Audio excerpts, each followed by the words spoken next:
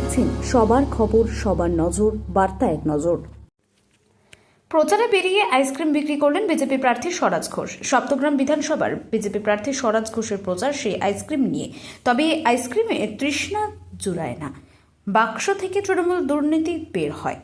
আইসক্রিমের বাক্স নিয়ে হারিট এলাকায় বিভিন্ন গ্রামে দলীয় কর্মীদের সঙ্গে নিয়ে গিয়ে প্রচারে সপ্তগ্রাম বিজেপি প্রার্থী স্বরাজ ঘোষের।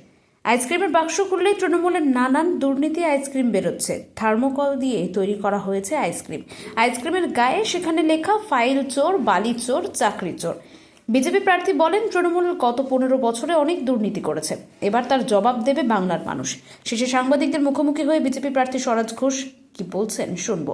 হুগলির হারিট থেকে রাজেশ দেবনাথ ও রাজেশ কুমার, বার্তা এক নজর।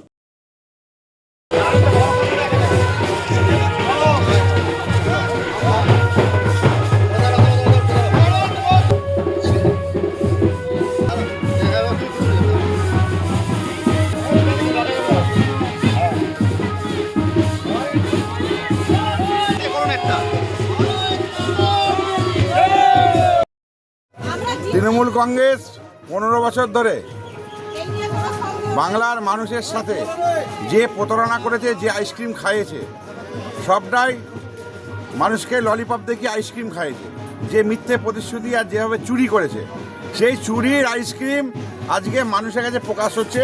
আমরা বিক্রি করছি এরকম যে চুরির আইসক্রিম, এই চুরির আইসক্রিম সব হচ্ছে। এর মাধ্যমে মানুষকে কি বার্তা দিতে চাইছেন আপনি? এই যে মানুষ বার্তা পাচ্ছে, দেখুন এর মধ্যে বার্তা পেয়ে যাচ্ছে মানুষ যে চোরেদের বিরুদ্ধে সমস্ত মানুষ এক হচ্ছে। চোরের বিরুদ্ধে মানুষ এক হচ্ছে। আর তৃণমূল কংগ্রেসের যে আজকে পরিণয়, যেটা বিসর্জনে পরিণত হয়েছে, সেটা বাংলার মানুষ এই আইসক্রিম খাওয়ার মাধ্যমে বুঝিয়ে দিচ্ছে।